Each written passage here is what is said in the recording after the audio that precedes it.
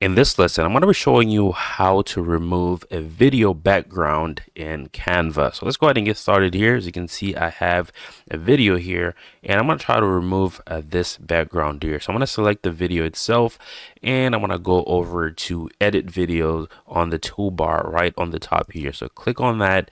And as you can see here, the top option under tools is going to be remove. It's going to be background remover.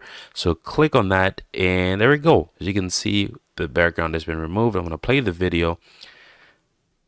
There you go. Pretty simple stuff here. This is how you're going to be able to remove video backgrounds. Now, depending on the video, it might take a while for this to remove the video background, or it might not be as accurate as you want it to be. As you can see here, we still have a little bit of the background between the hair and the headphones here.